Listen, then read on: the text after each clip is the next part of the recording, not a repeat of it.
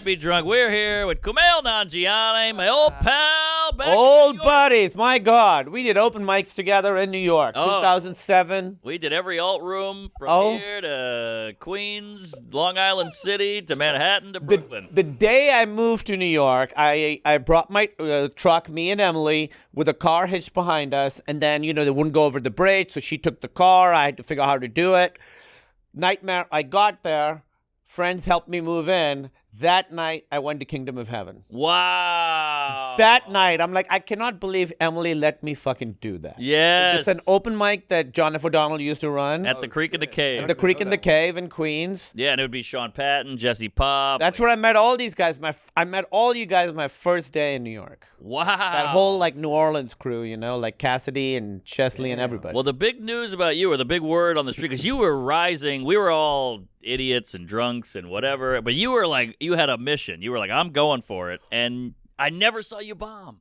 I've never seen you bomb. I texted you recently. I was just like, I'm proud of you, all your success and all that. Thank you. And you said, never saw you bomb. And I know coming from you, that means a lot. Yes, thank you. I like was at hearing every that. shit show, every outhouse, townhouse, back house. I can't picture you. I mean, I remember doing a lot of those shows with you, and you always seem to have a hot set. Well, always. The advantage I had over all you guys was I was 5 years in by the time I got here.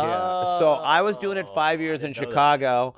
And when I got here, the Creek in the Cave, that first set, which I thought, was great, was 5 years of material in 5 minutes. Oh, I was like, this guy's a natural. He wrote that today. So my first couple months you burned through it, but my first couple months in New York, all the open mics, you guys were trying new shit. Yes. I was doing shit that I'd done in Chicago. Now you tell me. 20 years later, I just thought you were this natural. But I will say that as soon as I moved to New York, my stand-up writing completely changed. Yes. And my stand-up style completely changed. New York completely changed. How would it change it? It became a lot more conversational, became longer jokes, and Chicago's definitely set up punch. I moved to New York, and doing the alt rooms in New York, UCB, you had to hide your punchlines. Yes. It couldn't sound like you were doing stand-up. Yes, totally. It had to feel like you were just kind of talking, and then every now and then they would laugh. You're doing your A material, what else? Exactly, yeah, exactly. the Garofalo effect. Yeah, exactly. So you had to really, really downplay it. So it changed my writing style. I was like, it can't be that set up punchy anymore. It's got to be under the surface a little bit. Yes, and you gave me the advice. You go, always do a riff up top, no matter what. If it's the best riff, just do a riff up top because it shows you're in the room. It's great. It's great. It really works. It really works. It makes you comfortable. It makes you feel like, I fucking did that. And more often than not, you're going to stumble on something. Yes. Yeah, and then you're like, oh, wow, I did that well with shit I hadn't even written. Right. Wait till I get to the stuff I actually worked on. Yeah. And it was an exercise. It's still you owe, even to this day, you do a regular seller set. You're like, if I can get a riff off the last comic, yeah, I get a... You get a boost. The lesbian comic before me, and she walked by me and touched my arm, and I'm like, I know she's a lesbian, but I flexed when she touched my arm. That's all it pop, and I was like, I'm all in. right. I'm in. All right, baby. There you go. Smooth I heard her sailing. laugh in the room, and I was like, got it. Yeah, that helps. But yeah, those were fun times because it didn't matter as much. It was all for the love of it. It wasn't like we were chasing a clip. It was just give me a good bit. I wonder how much New York has changed because I will say, when I shoot here, I go up at the cellar. I never used to go up at the cellar when I lived here. Now, whenever I'm here, I go up at the cellar.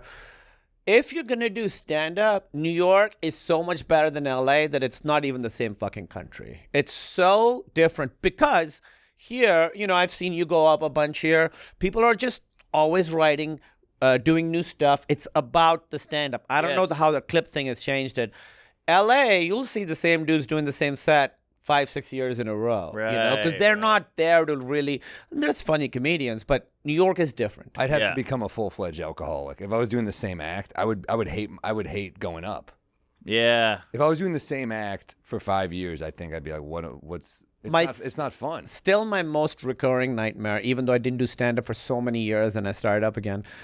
My most recurring nightmare is I have a show and I don't have any material that I want to do that I'm excited about. It's still the nightmare that I have most of. Well, the new idea, look, killing is fun, but a new idea starting to work, there's nothing better. That's the real dopamine. It's the most exciting. Where you're like, I remember, doing 50 first jokes. Yes. Oh, yeah. Yes. Doing that. I remember doing a bit there for the first time and being like, wow, I have a new bit. And it's fucking great. Yeah, was Gaffigan a has hot 5 crowd, kids. He's famous for saying, "I got 5 kids, but a new idea is my favorite thing in the world." Yeah. And I totally get it. I thought you were going to say, I love his bit where he's like, I have 5 kids, and if you want to know what that's like, it's like you're drowning and someone hands you another kid. It's a great love joke. that. That's one of his lines? Yeah. He's so funny. Yeah, he's a beast. He's also to hang out with. Yeah. Like, a lot cattier than you think he's going to be. It's constantly roasting. Like, he's Yep. so funny and just cutting you, like, going at everybody. He's so good. He's good. He's got some venom. I did a thing with we're making Which like, I love. I Me love it. too. Me too. He did a bit part in this movie I was making, and he didn't even read the script, and he just called me and my friend gay for like 10 minutes straight, and we were like, what the fuck is that? Yeah. But then we watched him like, this is gold. Yeah. The way he's calling us gay is good. You got a clean comedian. He's a really good actor, too. He's great. Yes. I saw him on a Law and Order where he plays like a serial killer, and he was like, oh, this guy's like a real actor. Dude, they Pull it up. recycled him. He's on like 3. He's like a predator, a rapist. He's like Yeah, doing he's all- done all kinds of bad shit. Yeah, yeah. You know? He wants to act. Well, you act now, or you always act. You're No, a I big did. actor. When we were hanging out back then, I'd never acted. I didn't act. But did you have until- ambitions of acting then? No, Really? not at all. I just Oh. wanted to do stand up. Wow. It happened because I wanted a writing job, because like it's impossible to make money doing stand up in Yeah. New York unless you're doing like the Cellar all the time or Right. touring.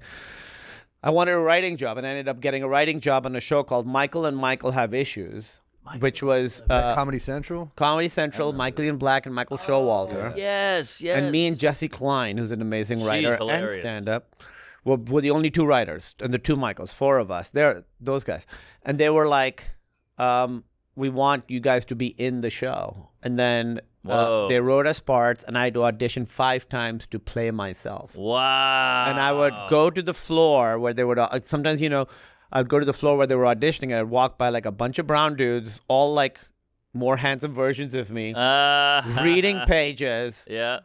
with my name on them. What? 4 lines that had written for me to say. Wow. go up Yeah, and just like, sorry, dude, we're going with Dev Patel. Yeah. Killed it. That I even get, Wow. Yeah. So, and then Showalter directed The Big Sick, so we're still like, Oh, we're still yeah. tight. Yeah. That was a big milestone. You're like, holy shit, Kumail, not That only was is he amazing. acting and stuff, he made a fucking movie. And you got Romano in it.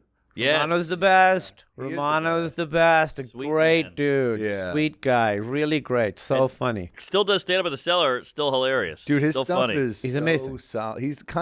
He's so famous from Raymond that he's kind of underrated now as a stand-up. Right. I think he's underrated across the board. I think the show Everybody Loves Raymond is underrated. I Yep. think that's one of the Did great. pretty well. It did well. to call but this it's show not- underrated.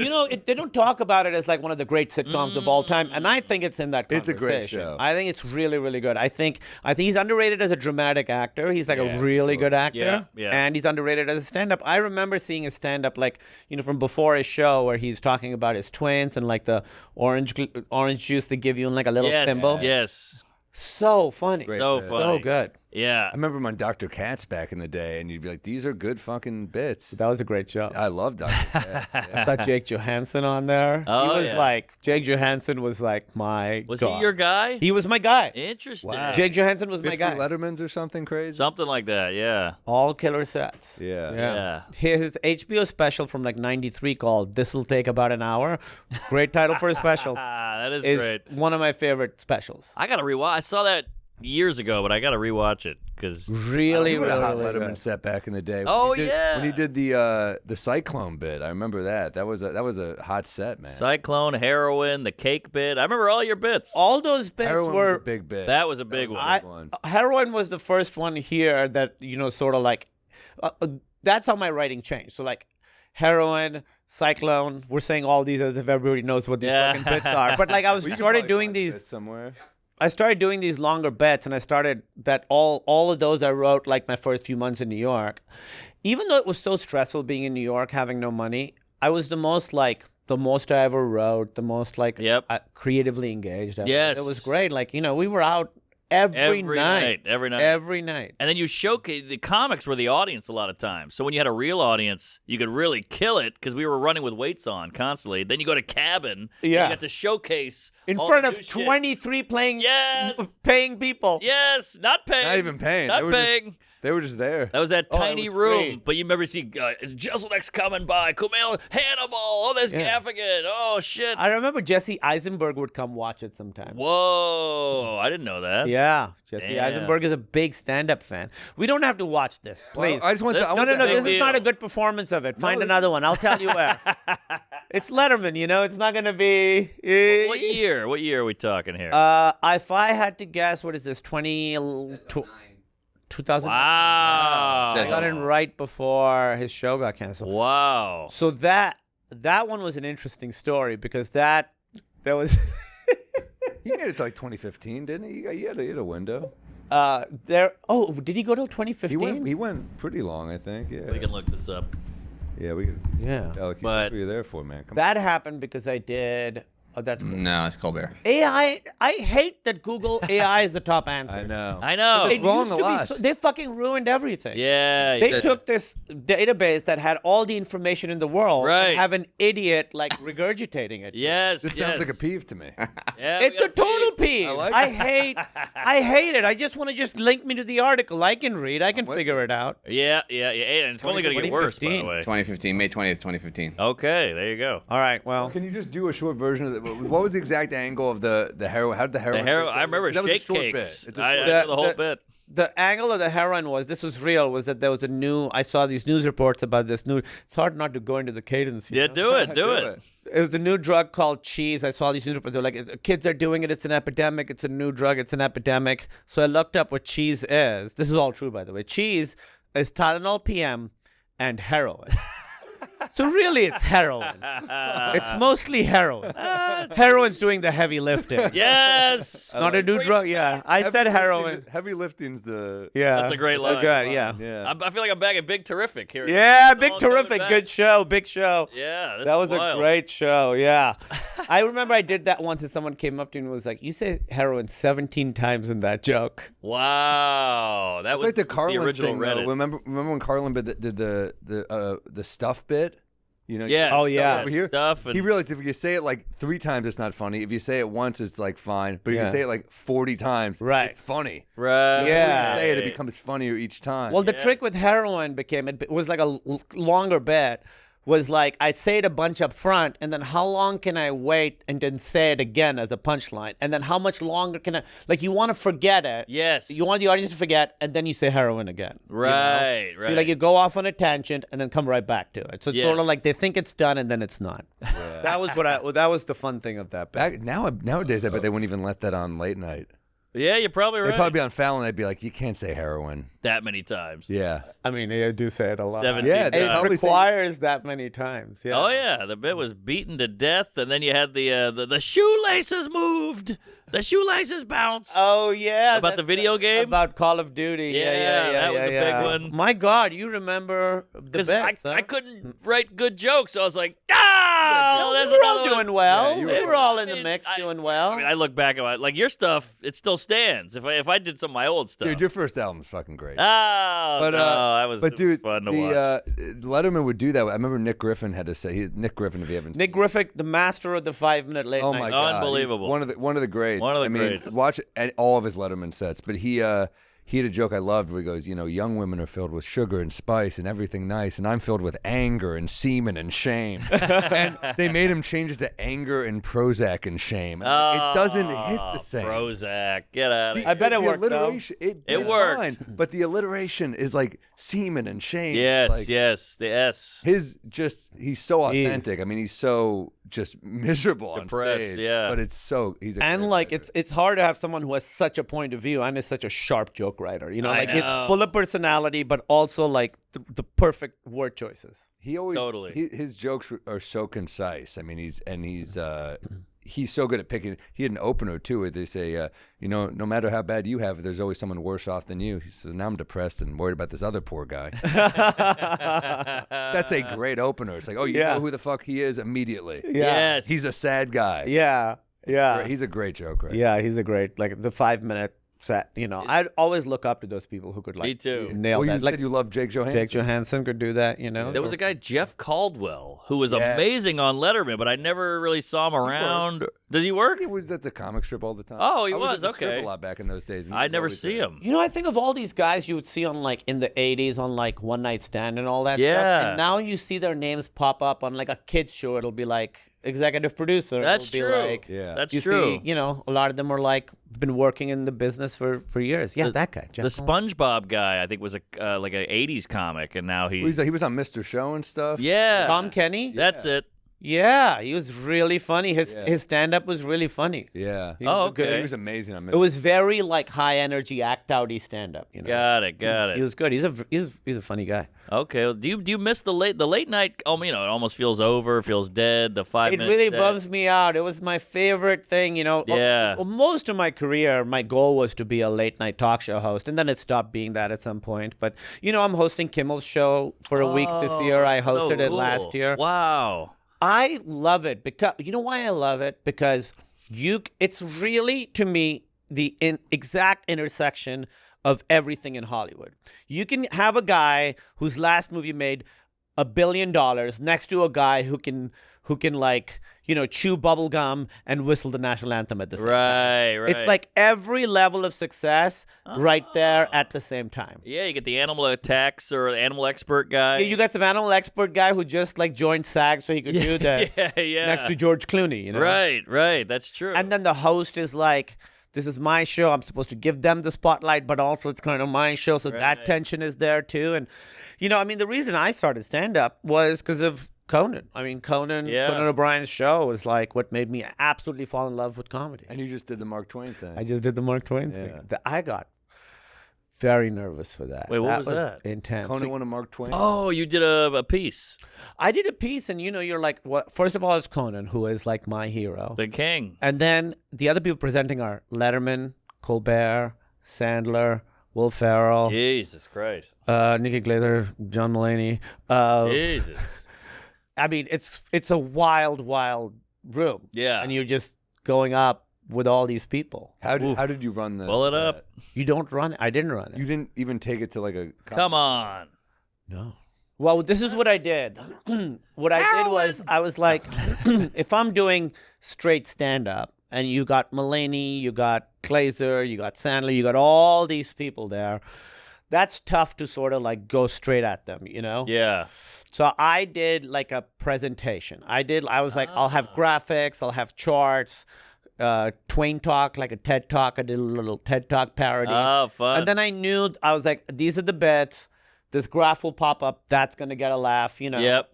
They made a funny graph. I do this setup. That graph's going to come up. That's going to get a laugh. So I was like, I'll do something different. Yeah. And it'll be different and it'll do well because it's different. You Oh, just smart. trusted that you're like did you run it by friends? Who'd you run it by?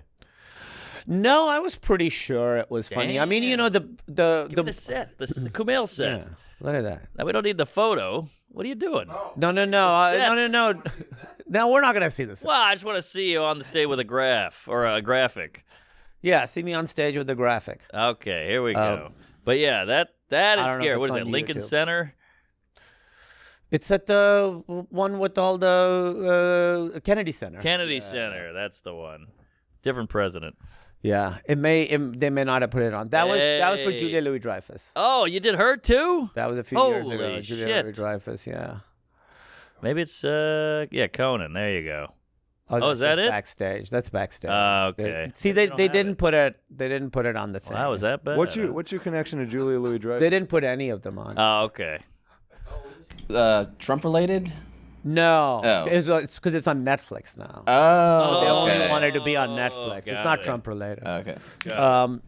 I've known Julia because I did part on Veep years and years ago, and it's Wow. one of the few things that I've gotten from like just an audition. Nice. I auditioned with her. It was really fun, and then I did one episode, and that's how I got Silicon Valley, was from doing that one episode. But she was great, and we sort of stayed in touch. And I mean, she's fucking incredible. She's a dream guest. I'm a big fan. She's awesome, and she's like, super grounded, super normal. Like, she would like go out with us out at Veep, and it's like, and it's like weird. Like she's the biggest sitcom of all time. I think you can make an argument that she's the greatest comedic actor of all time. I could Most successful. I think most successful. She's comedic. got the. Well, here's what we were saying just Yeah. before.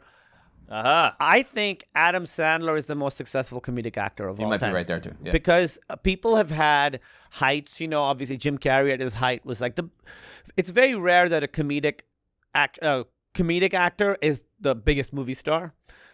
Yeah. Jim Carrey had that. He had Yes. 3 #1 movies in the same year. He had Dumb and Dumber, The Mask, and Ace Ventura in the same year. 1994. Imagine what that's like. Insane. Will Ferrell had big heights, super funny people. They're all Yes. hilarious. But Sandler, since the 90s up maintained until now, has been like making huge comedies that entire time. That's true. And I'll throw in a couple dramas. Punch Drunk Love, Uncut Yeah. Gems. Yeah, he's got a new Spaceman movie coming out. But he was so- talking like TV. I think you were talking TV. Oh, you're talking yeah, TV. Yeah. Maybe I should have said accomplished or successful. I think Julia has to be because she's won a bunch of Emmys. She's been on like She had three different shows Yeah. that all she won Best Actress for. Yeah. What was the second one? New Old Adventures. Christine, New Adventures of New Old Adventures of Christine, Old Christine. That Seinfeld, one? and Veep. Yeah. I would say Seinfeld and Veep are in like top 10 comedy of Yeah, all time. agreed. Two of those she got. Yeah. She's also has a reoccurring role in Arrested Development that's great. I Yeah. mean, she's a blind lady. Yeah. And she was on Yeah. SNL on the And she was fucking on 80s. SNL.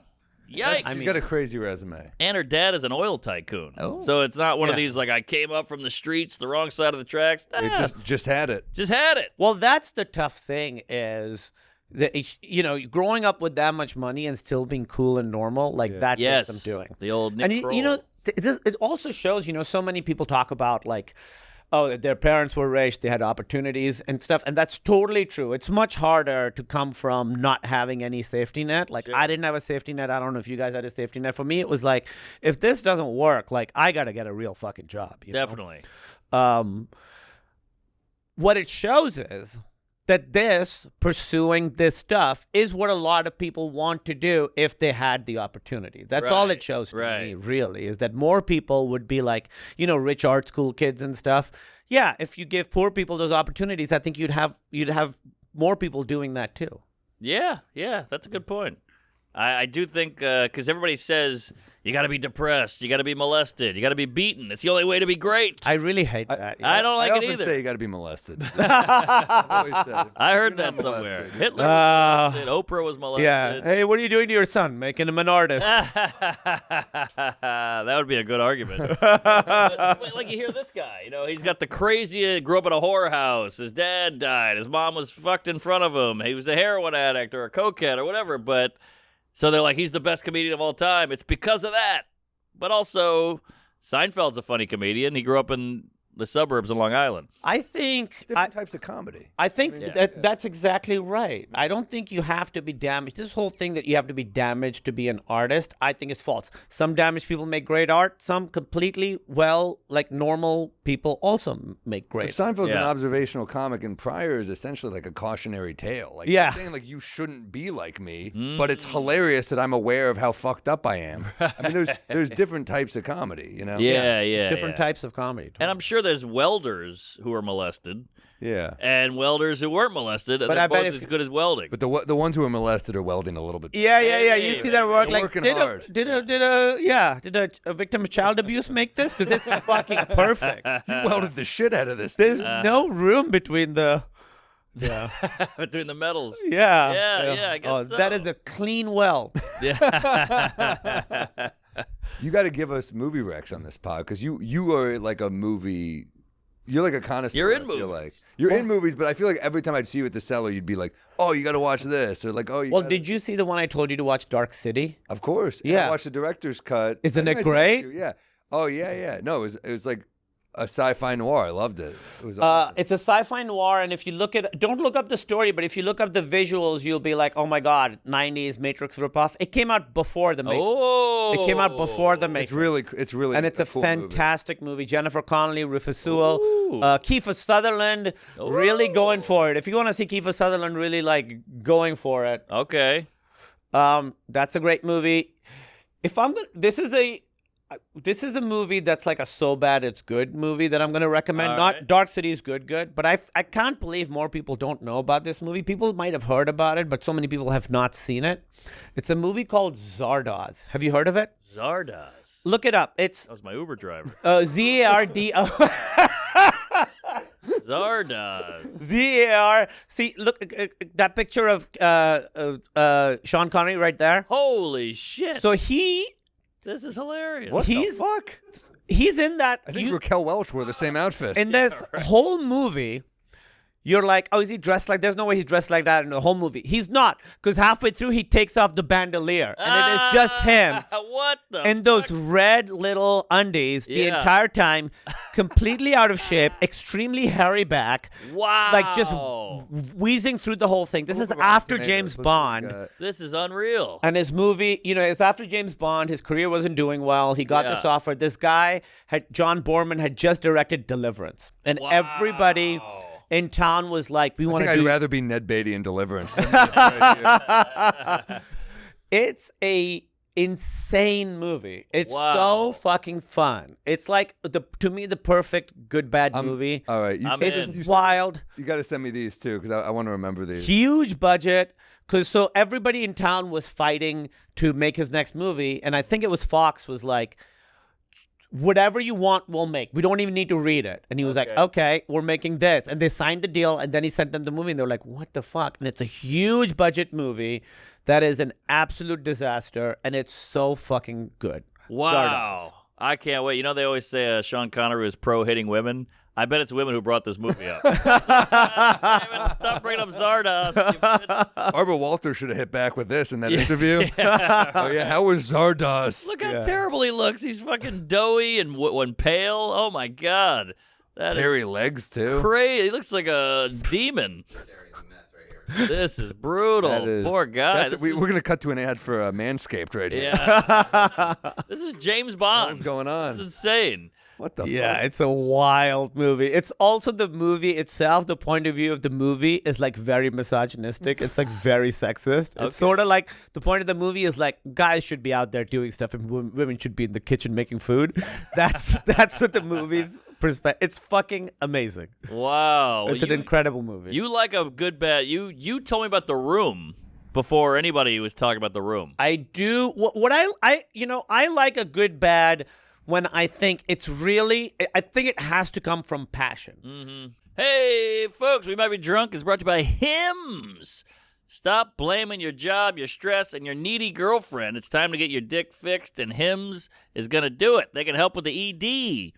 It gives men access to ED treatments like Viagra, Cialis, and their generic versions for up to 95% off.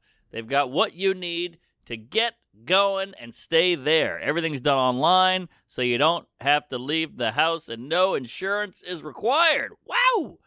It couldn't be easier to get things back on track. Start your free online visit today at hims.com/drunk. That's HIMS.com/drunk for your personalized ED treatment options. hims.com/drunk. The featured products include compounded products which are not approved nor verified for safety, effectiveness, or quality by the FDA. Prescription required. See website for details. Restrictions and important safety information. Price varies based on product and subscription plan. Hey, We Might Be Drunk is brought to you by Cornbread Hemp. When you're ready to seriously unwind, it's time for Cornbread Hemp. Cornbread Hemp's CBD gummies are created to help you feel better, whether it's stress, discomfort, or you just need to relax. Cornbread Hemp only uses the best part of the hemp plant, the flower. So you're getting the purest and most potent CBD. I love Cornbread Hemp. I take it at night just to unwind, just to relax, just to take the edge off. I'm not great with the too much THC, so I like the hemp. It just hits me right, and I sleep like a baby. All their products are third-party lab tested, so you know you can trust them, and everything is USDA organic to ensure safety and purity. Right now, We Might Be Drunk fans can save 30% off their first order. Wow. Just head to cornbreadhemp.com/drunks and use code DRUNKS at checkout. That's cornbreadhemp.com/drunks and use code DRUNKS. When you watch The Room, you're like, this is the movie this guy wanted to make. He didn't make it because he was like, people will like this, or it's going to be a big hit, or I want to get money to make my next movie. He was like, this is what I want to express to the world. Yes. When people make movies that they want to be bad, that never works. But Zardoz, like, that guy made that movie because he had to make that movie. Right. This guy, Tommy Wiseau, made The Room because he had to make The Room. To me, those kinds of bad movies where it's like real passion, that's the sweet spot. I'm with Yes. you. Yeah, I'm with it. Wasn't like a money grab that it came. No, there's like soul in it. Yes. And honestly, so many Hollywood movies right now are so like test marketed and Right. test audience and overthought and all the edges are off. You see something that was clearly made by one guy. It's exciting because it's so different from everything else. That's true. That's true. Now, you're in the Marvel universe. yeah, Do we have the toy? guys, Dude, you're dead. some respect. It's a voodoo doll. This is badass. I know. I I mean, mean, is it crazy to think that kids are playing with this? Yeah, I don't know if kids are playing with it. Yeah, I mean, that was a real dream. Like, I grew up collecting action figures. I love them, and that was really like, looks like me, I got to approve it. yeah, They would send you like different versions, and you say, "Oh, And you yeah, got Brian kind of used to do jacked here. I mean, what the hell? kind of jacked. I mean, What do really you- Look at jacked. that. Look Holy at that. shit, you That's got really Zardoz. Zardoz. it." I got Zardoz. Damn. Wow. Was that miserable to have to get that jacked? Getting that jacked was miserable. It was truly, truly miserable. Honestly, once you have it, keeping it is like a fourth as difficult. Right. Keeping it is not that hard. Not that I look like that. I don't look like that. But Yeah, but I see. It looked pretty good. getting it is hard. Yeah. Keeping it is much easier. Not I mean- not easy, but easier. Emily must have loved it. Emily was like, it's she had an adjustment because she was like, your body feels so different. She at one point she said, after we had sex, she's like, it's like fucking the corner of a building. That's perfect. That's great. And then she started really working out too. Like, we've got a gym now in our house, and now she's got like abs and stuff. Ooh. Yeah, she does like weights and all that, like heavy weights, for her. For a lady. Yeah. Come on. I mean, was it just like awesome to be in this movie? This is big budget. That's what's great about it. Yes. The budget is insane. You're really in the lap of luxury. They give you a driver that's like, he was a great guy. Like, we became friends. Still talk to him. Take you wherever you want, whenever you want, weekend, day off, whatever it is. Like, he drove me to Stonehenge, which is like a few hours away, drove me back. Me and Emily, both of us back. The food's amazing. Yep, like, when they gave, so you What go. are you eating on the Eternal? So they do this thing where you go and you talk to the guy and you tell him, they have your exact macros, exact calories. They give you 5 meals a day that are exactly for you. Everybody's meals are different quantities. And you could be like, hey, tonight I'm going to go like do this. Yeah. So they're like, adjust it and fix it for you. Or like, on the weekend I want to go out and have Indian food. Look, there he is. That was quick. That is quick work. Well done. What meals were those?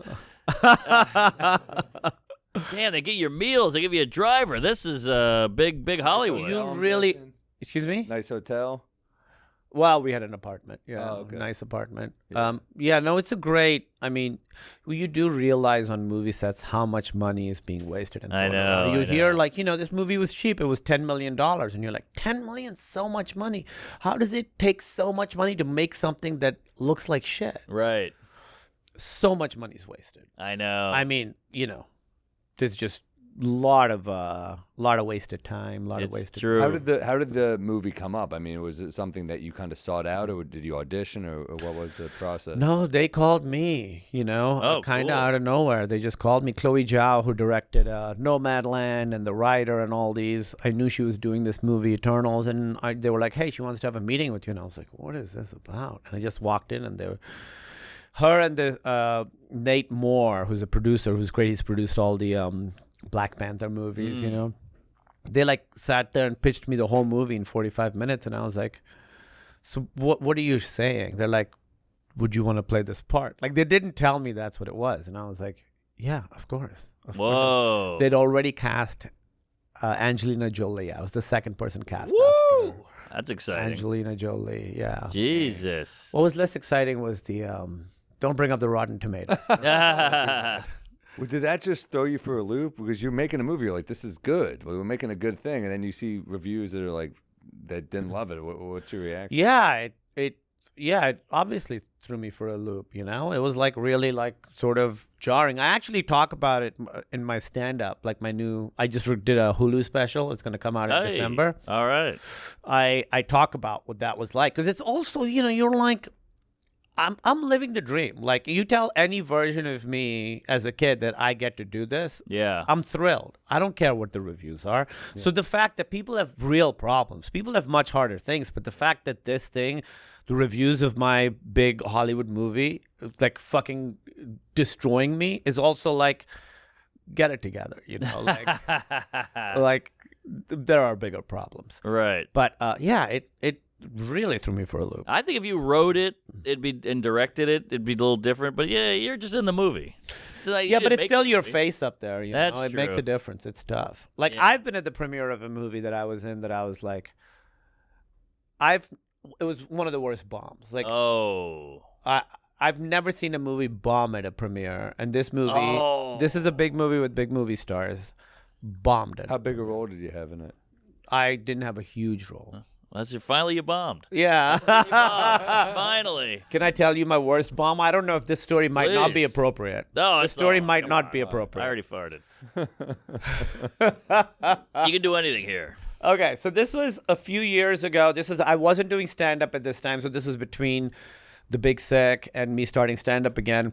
I hadn't been doing stand-up, and I was doing a show at Largo that was like a benefit. And just by chance, me, Martin Starr, and Thomas Middleditch were all on it. We're all in Silicon Valley. you know? Yes.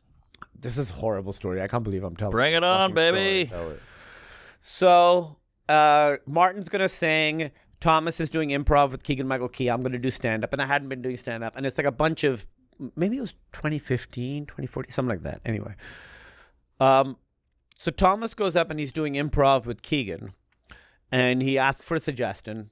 And someone in the audience yells out, Nazi! And Thomas pulls up his sleeve and there's a swastika tattoo. Because that day, Thomas had shot a sketch where he had a swastika tattoo, and he hadn't just taken it off; it comes straight there. So if someone yells He made Nazi, it permanent, and he's like, fuck. it hurt so much to get this.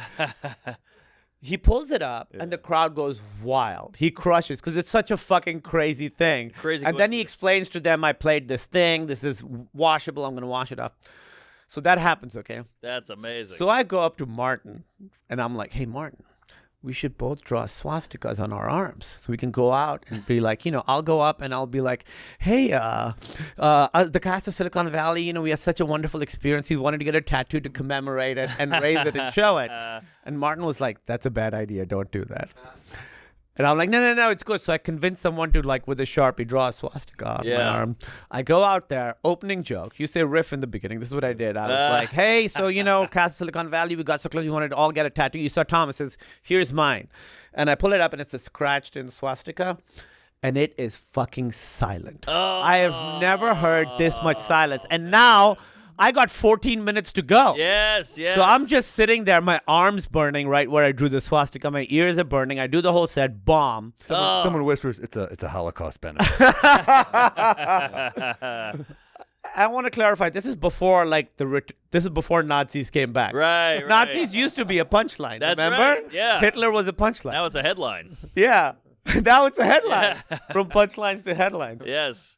Martin goes up after me and he's like, "I have a tattoo too, but I don't think you guys want to see it." Kills again. Ah! So the first guy killed, the third guy killed, and the middle guy didn't. Wow. That's comedy. That's like a comedy class. It is. It is a comedy Wow. class. That is funny as Yeah. hell. So his worked? Or No, he didn't pull show up? it. That's why. He didn't even That's watch. the genius. He He didn't was like, show "I don't it. want that on me." I was like, "Yeah, I think that's probably best." Wow. He That's came out crazy. and he was like, "I have a You tattoo." took but a big swing. I took a big swing. You know, sometimes you got to take a big swing. But this is like my nightmare. You know, I hadn't been doing stand-up. I didn't have Right. material. I was like, I don't know what I'm going to do. Oh, I'll open with this. I'll ride that laugh for the first 5 to 6 minutes. Yeah. And then I'll bring up the other like half-baked Then you're like, ideas. you guys heard of cheese? It's yeah, man, heroin. That is the worst bomb I've had. Wow. That is hilarious, that story, though. God damn. Did you pull out of that nosedive or No. Oh man. Damn. I remember being like, I am totally bombing. I'd drawn it over here, so I had and I remember talking for like 2 or 3 minutes and realizing, oh, I should cover this. Like I'd forgotten that I was still showing, just watching a swastika for 3 minutes, and then I like covered it and continued to bomb. Terrible set. Jesus, yeah. We've all had, you know, you got to, if you riff, you take a shot sometimes, and sometimes it doesn't work. You know, Here's one of the best versions of those that those are good. You guys don't know Jason Fever. Jason Fever was this Chicago comedian. Like all the Chicago dudes, you know, we all know him. Mm-hmm. And he lives in LA now. He's a really funny guy, and he was always like anti-comedy was his thing. yeah. This is the funniest thing I ever saw him do. This is fucking insane. There was a show, so we would do all these alt rooms like in New York. You know, there were these alt things, and there was a bar called Joe's on Weed Street, which was like a douchebag warehouse. It was Okay. like where the hot people went, you know. And that was not our place, but they would have this show once a month, and it was fucking killer because it'd be 400 people, packed, gorgeous people, and we would kill, and it was great. Yeah. They booked Jason Fever, which was a mistake. Jason Fever is an anti-comic. He's not Right. going to go. He wants to like piss people off. So he goes on stage and he's like, I just want to say, I'm sorry that intro, you guys weren't excited enough for me. So we have to do that again. I'm going to go off. And when I come back, you have to go really, really go nuts. And he has these posters that he's made. Go Jason Fever, we love Jason Fever, and he's handing them out to people. And now people are getting really into it. They're getting really excited. He's making them chant like, Jason Fever, Jason Fever, and the crowd's really into it. For 5 minutes, he hypes them up. He passes out all this stuff, hats that he's gotten made and all this stuff. People are really excited. He's like, all right, I'm going to go off right now. And then host's going to introduce me as if for the first time. I come out and you guys go fucking insane. Like, Yeah. you just, Eddie Murphy's here. He leaves stage. The guy comes out. He's like, please welcome to the stage, Jason Fever. Crowd goes fucking wild. The walls are shaking. And he comes out in a KKK outfit. That's hilarious. And then They hated it. and you're backstage like, I'm gonna go out in a KKK outfit. We should do it, Martin. Come on, Martin. Wow, but they hated it. That's It- gold. It ate shit. But it's Oh. I mean it's We're for laughing. the story. It's for the story. Yeah, he didn't care. He liked it. I mean, it's one of those things that you would think if the crowd's cool enough, they'd like be like, "Oh, you got us." Yeah, exactly. There was a Canadian guy who would like come out and like fist. I forgot his name, but he would like fist bump the crowd, and he would like as he would fist bump, he'd go white power, like as he, and they'd be like, "Oh fuck." Oh, You know who had a little of that, but it always was funny was John Doerr. Remember John Doerr was a little dangerous. He was a little dangerous, Yeah. but brilliant. I haven't seen him in a while. I haven't either. He's so funny. yeah, was very a funny. I loved huge his fan. sets with Rory Scovel. Oh Those yeah. were- Yeah. Yeah. He's one of those guys, John Doerr, that was just like naturally so funny and had Yes. his own thing. I was like, oh, this guy, he's also handsome. I was like, oh, this guy, movie star. He's got it all. Yeah. I just did a Dr. Phil on Sunday, and Rory was the other guest. And first of all, it's great to see Rory. I haven't seen him in a while, but you forget how fucking quick he is. He's so quick. funny. He's so committed. He's so quick. It was incredible. I saw him in Atlanta improvise a whole hour-long one-man show Yep. that had like 3 acts. It was the craziest thing. Crazy. Fully improvised one story. He comes out and he starts off. He's holding the mic by the wire, so the mic is hanging down, and so people can barely hear him. And it's just about this guy who he wants to be a comedian, but he doesn't know how to hold a microphone. And he does a whole hour-long story, and at the end, he does the whole thing with the mic hanging down. Wow. And at the end, he gets it, and then people go fucking insane, Jesus. killing Christ. the entire time with fully made up shit. Yeah, we would do like Montreal auditions, New Face. It was a big deal. You got to get this. And he would go up as a character and never tell them that he was that guy. So he would he'd do be like a Southern guy. He'd do like a Southern gay guy. Like, hey, how y'all doing? You know, he'd tuck his shirt in and everything. And it would kill, and then he would just leave. And I'm up there sweating like, cereal's weird, and I didn't get it, but he would get it off of a character. He was next level. Yeah, his newest HBO special is the first time I think that he sat down and wrote a whole hour. Oh, great. It's really good. Yeah. Okay. It's really, Well, he wrote good jokes, man. His late night sets were funny always. Oh, yeah. He's really funny. He's Yeah. got it all. Oh, what Yeah. was I going to ask you? Hold on. He just moved to Denver. Yeah, that's right. That's a rough airport, dude. That's a rough airport. I just think as being a comic, you gotta have a good airport. Yeah, I could not agree more. Yeah. That was one of the brutal things about living in Chicago. O'Hare sucks. Yeah. O'Hare's a tough airport. Yeah, well, that Chicago class, that stands alone. Like, I think the Boston, it's like Louis C.K., Bill Burr, Stanhope, Patrice. It's crazy. Dane Cook. David Cross. David Cross. Yeah, it just goes on and on. But then you got Chicago. It's like you, T.J. Miller, Pete Holmes, Jared Logan, Nick Vatterott, Kyle Kinane, Hannibal, Matt Bronger, Mulaney. Hannibal, Mulaney, Brooke Van Poplin. I mean, I'm falling off here, but but it was like it was a great group for a while. Who did I leave out? David Hannibal. Angelo. Stelling. Yes. Yeah. She gave me these socks. I think they're so funny. It just says women's stand-up comedy on it. That's funny, like it's a sport. Yeah, like Yeah, it's that's a sport. That's Stelling, super funny. Yeah. Oh yeah, Oh, she's yeah. another one in Chicago. David Angelo? We had a good David Angelo. Angelo. We had a good group, and again, it was like here we were just performing for each other in front of Right. barely any audiences, and all that mattered. I remember there was an open mic on Monday nights that we used to do called Lion's Den, and that was like the center of the scene in Chicago because the clubs never booked locals. The Zanies never booked us. And so every Monday night you'd go put your name in a hat.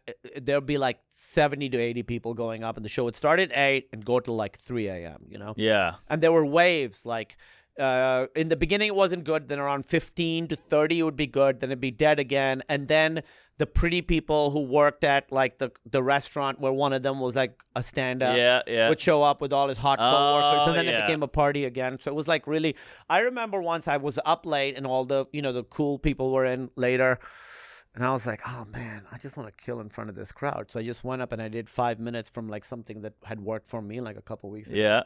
As soon as that came off, after crushing, Kyle was like, I've heard that one. Oh.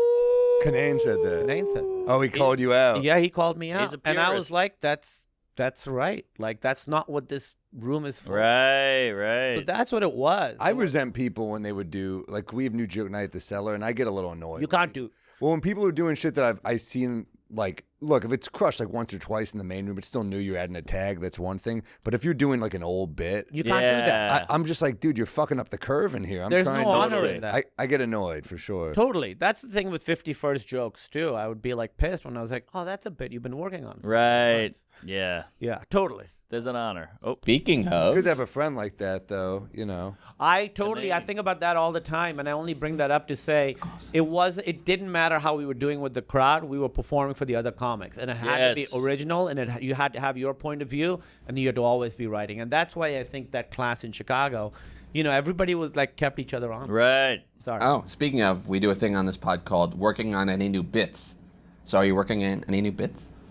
I sort of I recorded my special in March, and then I took a couple months off stand-up, and this Saturday is my first time back. Oh, And wow. I'm going back on tour at the end of the month. Yeah. So I don't really have anything new. Well, guys- if you have a peeve or something, we could do. Yeah, what do you got a peeve? All right, I got a peeve. I got two peeves. Please. Excited to hear him. I don't like a burger that's too big. I think burgers are getting too big. Like, and LA has a 5-napkin burger. Don't give me that. Yeah. It's got to be something I can eat. I don't want The to. messes are included in the name. Yeah. Five napkins is Yeah. so many napkins. I want a period hooker. Give me. I want that. Just give me the hooker. That's right. You know? Yeah. She's a 5 tampon. Yeah, I don't want her. It's going to be a mess. Yeah. Your face is going to be covered. Yeah, I don't want her dripping down my forearm. What are you fisting? Yeah, I guess so, yeah. Yeah, that's a great one. The burger, and sometimes they put the big Knife! knife in there. I don't want the knife. The Yes. knife should not go in the middle of the burger. It's like a horror film with that Yeah. knife in there. I like yeah. a big burger. I don't want a huge burger. I'm with you. The too big, there's a limit. I just had a burger in Atlanta that I was like, this is the perfect, because it was big, but It wasn't drippy. It was compact. The bun didn't fucking fall apart. Sometimes Right. there's so much like wet sauce or the bun's falling apart. You're just like digging your fingers straight into meat now. Yes. Nobody wants I'll take it another level, not just burgers, but just sandwiches. You go to these places and they stack them like this high. I'm like, how the fuck am I supposed to take a bite out of a sandwich? like cats. Right. How did you? Right. That's like Cats, you got to open a little and eat a little out first, I think, with like a fork. Jeez. Cats is fucking, that's an institution. I won't look, besmirch no. I that. love cats. I love cats. Nothing against cats. Nothing against cats. Yeah. What's that swastika now? All right. Yeah, exactly. No, cats is great. The big bird, but you go to Vegas and you're like, we got the biggest steak or whatever. You're like, who's this for? And they're like, it's called the heart attack steak or whatever. They name it. Now they're proud of it again. Yes, It's become yes. like, there was a heart attack burger that Laughing like Skull. food truck used to have. Right. Yeah. Laughing Skull, the Vortex, had those crazy burgers. But I'll do you one better, though. You get like a Bloody Mary, and they put a fucking pork chop, a shrimp, an okra, an olive, a celery, a cheese cube, a bacon. You're like, all right, There's all a giant right. burger on it. You're like, what the fuck? There's a burger. There's a slider in there. Yeah, exactly. Like, enough's enough. And I love a Bloody Mary. But Look when at they that. do That's I. a salad. That's what I'm talking about. That's a fucking donut. That's like a beignet. At that point, the Bloody Mary is just a dressing. Yeah. You know what? I got a Bloody Mary wreck for you. Throw a little beef broth in there. They call it a Whoa. bloody bull. It's fucking great. Bloody bull. Yeah, That was the name of that prostitute I hooked up with. But yeah, wow, look at that. Bloody bull. I'm down. It was fucking delicious. The other peeve I have. Please. I think every public bathroom should be pulled to enter and pushed to leave. Because when you're going in, people's hands are clean. You can pull it, then you wash your hands. This is genius. With your butt, you push out. If I'm washing my hands and then I'm touching, so many people are touching their dicks and butts and then not washing their hands properly. It's all on the handle. Don't make me touch the handle again. It should be pull to enter, push to leave, every single public bathroom. That's That's killer. a great peeve. That's like a public announcement to the politicians. We go to Congress with I that. could run on this. Yes, yes. Oh, if only I wasn't born in Pakistan. I really feel like it's such a basic thing because I always hate I'm pulling up my shirt to get I'd rather have, I guess, strangers shit on my shirt than on my. That's a good point. But yeah, that's a great one. I went to England. They have a kick flush. And I was like, why don't we always do a kick It flush? should always be a kick flush. Yeah. I wish every place had a fucking bidet. I'll take it a step further. I love a bidet. Yeah. You ever go to a gas station rest stop and they have the fucking thin toilet paper? Yeah. God Yeah, damn yeah, it. yeah. I got to stack it 10 times. I know. 5 I know. napkin shit. Pull this up. If we're talking public restrooms, that fucking restroom where it's like a dark plastic where it has the toilet papers hanging down. It's a two paper holder, and you got to pull it, and it keeps tearing. So you got to get momentum, and you got to pull it just gently, but still firm enough to where you're holding it. I hate that fucking thing because you're in a vulnerable situation. That guy. I hate that guy. The other thing is fighting it, right? Yes.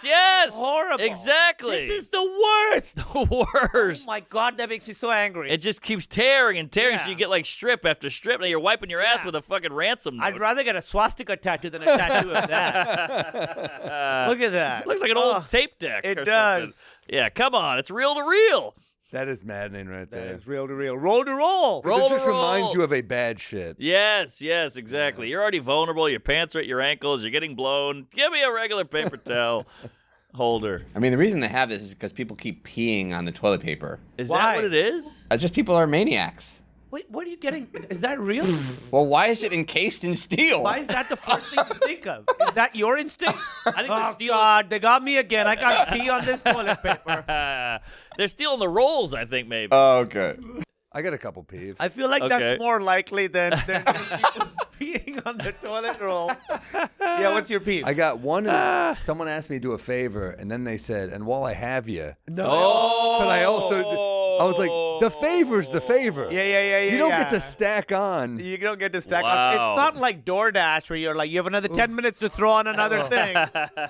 It's literally like someone's blowing you, and you're like, "Could you do the dishes later too?" Yeah. Right. No, you're doing the one favor. Yes, while I have you. That's crazy. That's like a CEO or something. I that was says that. furious. What was the favorite? What? I don't even want to say because it's going to out the person. Okay. Well, tell us this: how big was the second flavor and how was it in comparison to the size of the first? Good question. Which one was the bigger favorite? They were equal level. That's Oh, that should be lower. It's got to be lower. Yeah. The second favor has to be much less. I hate only- the second favor. crazy. Yeah, it's a total second favor, just the same size as the first one. Yeah, Ugh. that's true. It's 2 favors. What'd you do? I'll tell you after because I'm going to out the person. So All right. I had one other. I got one. How about this guy? And this is people have talked about this, so I'm not breaking reinventing the wheel here. But the guy, the airport, you're finally getting boarding. You're boarding the plane, and they go, Group 1, Group 2. I'm in Group 2, so I start walking towards. We got a full clear line forming. There's 10 people in line in Group 2, and you get the side guys. Oh, the side guy. I hate these side. They swarm in on the side, and now all of a sudden they're third in line, and I'm 8th, but I waited in line like a good citizen. Yeah, Now he's third. that is bullshit. What is that? It's entitlement. It's entitlement. I guess so. It's entitlement. But no one wants to, be the Karen and go, hey. I'll call them out. Really? If they try to cut, I'm like, nope. I'll box out. Okay. I hate that shit. I hate it. The side, and they come from both sides. It's great. It's like My ex bisexual. did that once where she was so mad about it that she boxed the people out and let others go in front. Oh, Yeah. And the person wow. cursed her out and she goes, bye-bye. She Whoa! was like, hit her back with like a fuck you. I was like, all right. Bye-bye. I guess I'm in it with her right now. I guess so. Rules. We live in a society. Thank you. I'm with you, dude. Okay, what do you got? What else do I have? What was Galifianakis one? A guy went up to him and goes, "You look just like Galifianakis." No offense. Yeah, that's a great joke. That's so good. I remember one of the Galifianakis jokes I always think of is like I didn't like my last name because it's so complicated. My grandfather was, it's a beautiful name. It starts with a gal and ends with a kiss. And he says, I wish my name was Zach Galifianakis. Fuck. He had some jokes that were like, I don't know why that's funny, but it's so funny. He did on SNL monologue. He said, "This is my impression of a guy from Queens." What, you got cargo shorts? That was it. That's the whole joke, but it's hilarious. That was last year where he was when I was starting stand-up, I saw him on Conan as a stand-up with the piano. Yep. I was like, that's one of my favorite stand-ups. Like back, when he was doing stand-up late 90s and stuff, along with all those Mr. Show guys and that whole scene. He was so fucking funny. And last year, he was in L.A. for a while because he doesn't live in L.A. anymore.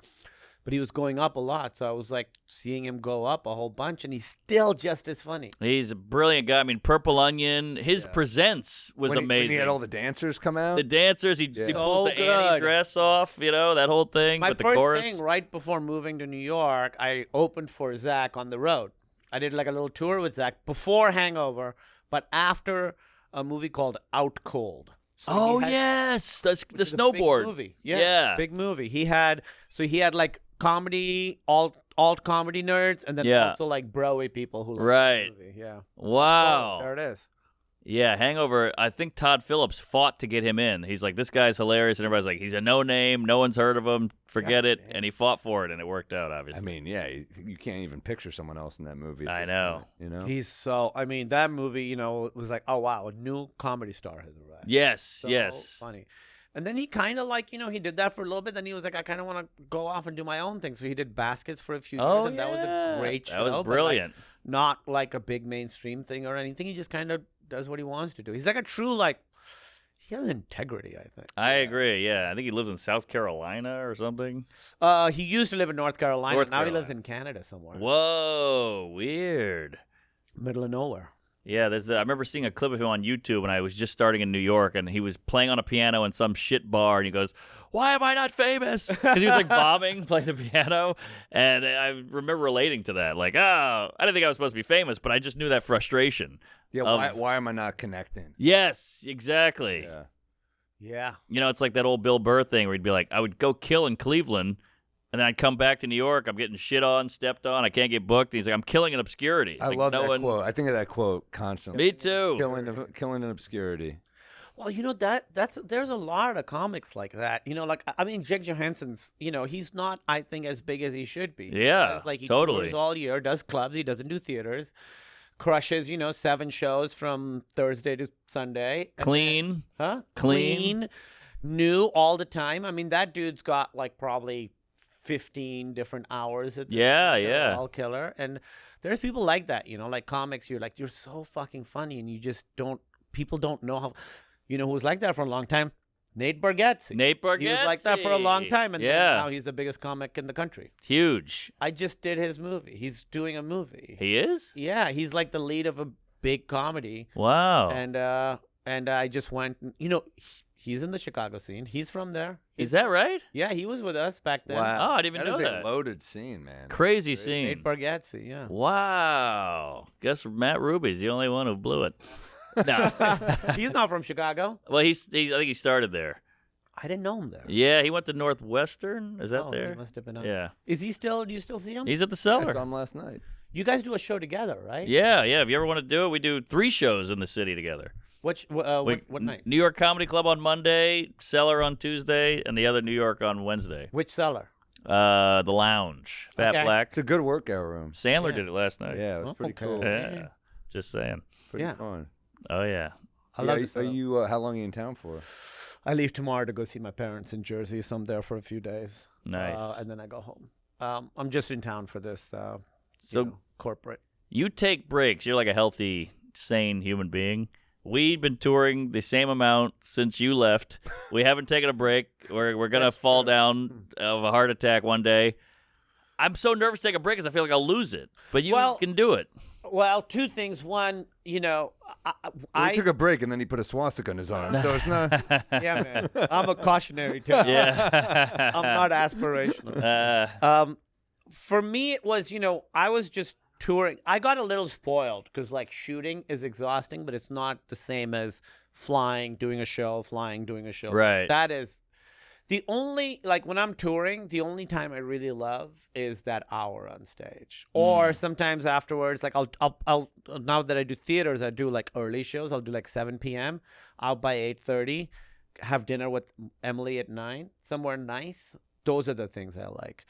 What I was doing last few months was really tough. Was I was shooting during the week, and then on the weekends I was touring, which is what Bargatze's doing right now. Yeah. It's too much. Couldn't handle it. Right. I said that what helped me from taking the break was, I took my break for like 7 years, whatever. I went out, I'm seeing people that I haven't seen in a long time, and you're like, some people, you're like, oh, you got better, but some people, I'm like, you were funny then, and you're still funny, but you're the same, like not doing the same material, new bits, but I'm like, nothing's like progressed. About you. Your point of view hasn't changed. Your jokes aren't better. Your Right. style is.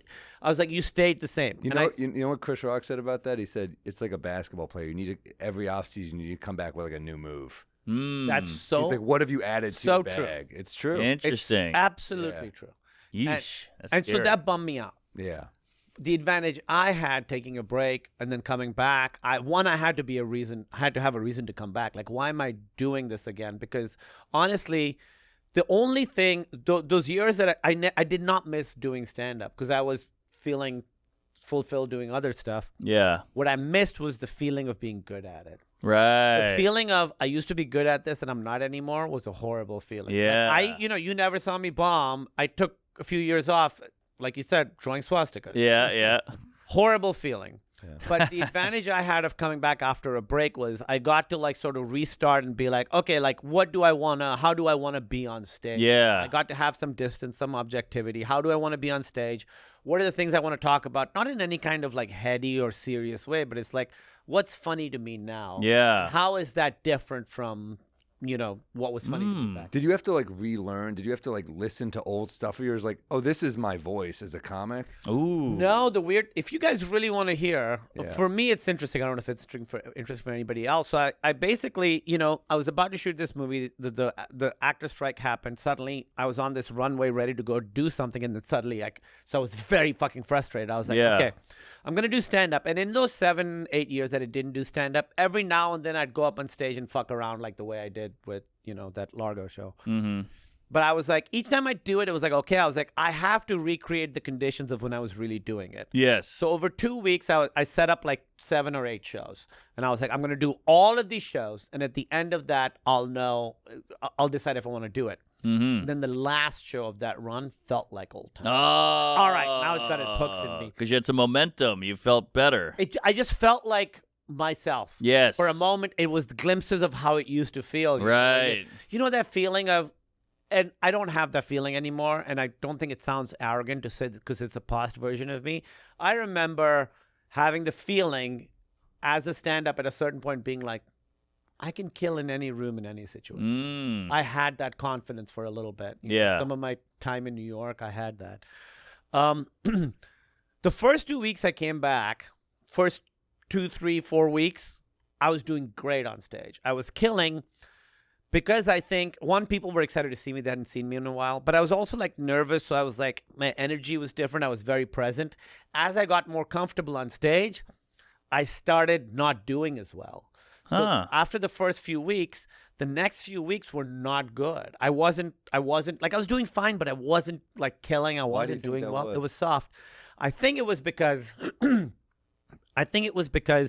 my muscle memory was defaulting me back to how I used to be on stage 8 years ago. You know, you walk out, your heart's going, you pick up the mic, the feeling of putting it to the side, all that.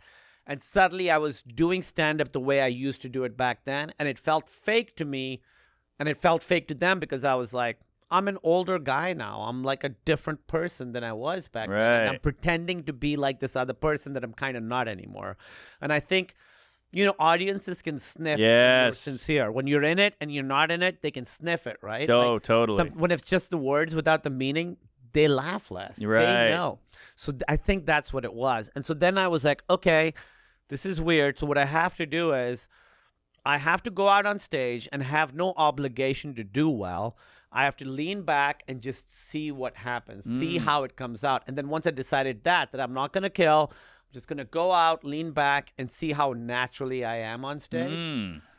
That's when then I finally think that's when I started slowly making progress again. The other thing that was hard was learning to write stand-up again. Because, you know, I'd been writing scripts, and those are two very different things. Like, writing a script actually, I think, makes you worse at writing stand-up. Oh. Because with the stand-up, you know, you do a setup. Ideally, you do one setup, you got 5, you got a punchline, you got 4 tags. Yeah. Funny.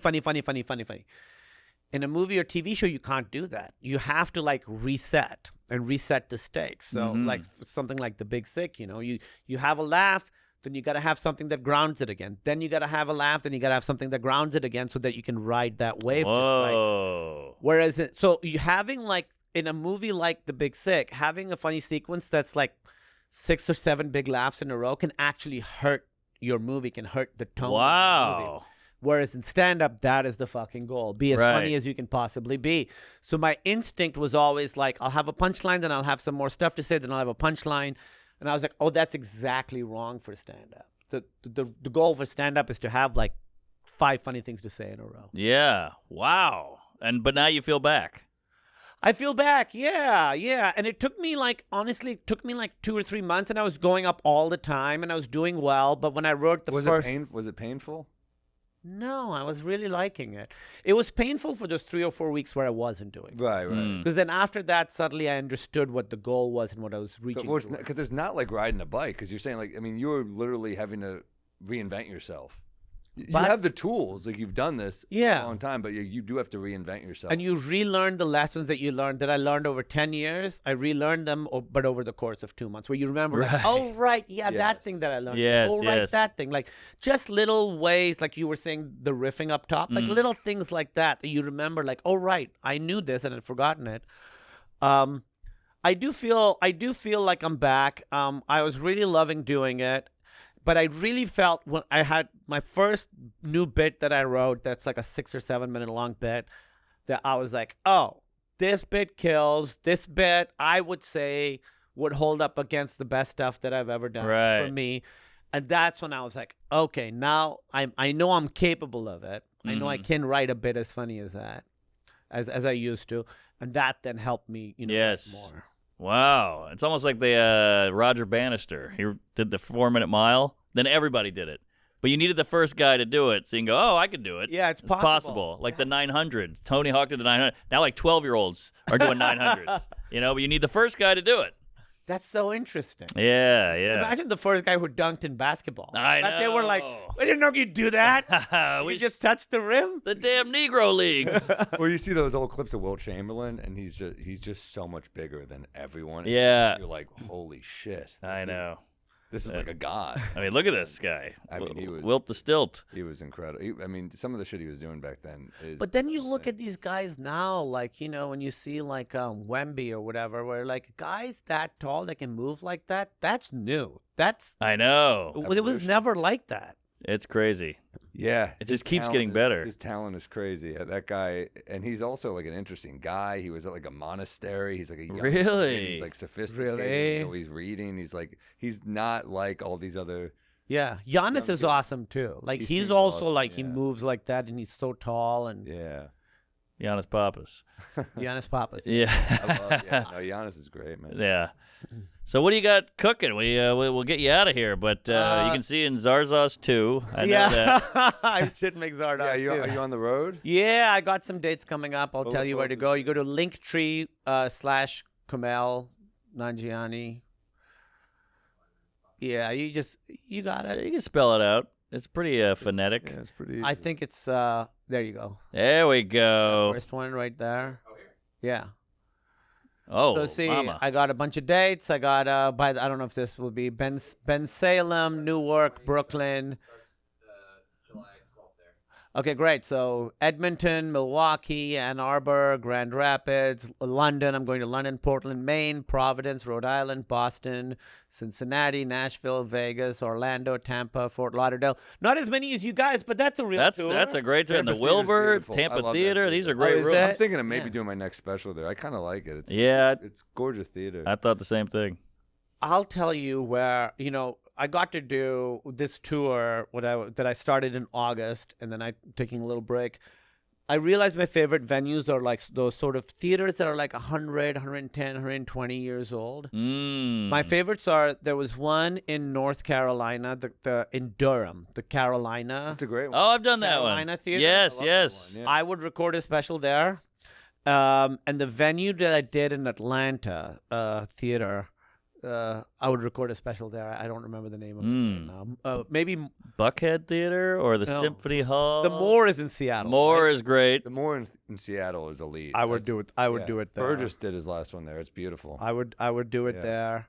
But I did mine at the Vic in Chicago. I did mine there too. Classic. Great. Great room. I did it because when I opened for Zach Galifianakis there in 2006, I remember being like, someday I'll headline here. Wow. This is the first time I was like, Full I gotta do circle my moment. special there. Yeah. Yeah. Cool. Chicago, that's where I started stand-up. That's where I met Emily. I was like, gotta go back and do it there. That's Great beautiful. city. Love Great. Great city, except for 6 months out of the year. town. It is really brutal. All It's right. brutal. Red Bank, New Jersey, the Count Basie Theater in July. Then I'm at the Wilbur in Boston in August. Then we got Irvine Improv. I'm going to do a weekend there in August. Oklahoma City, Bricktown Comedy. That's a great one.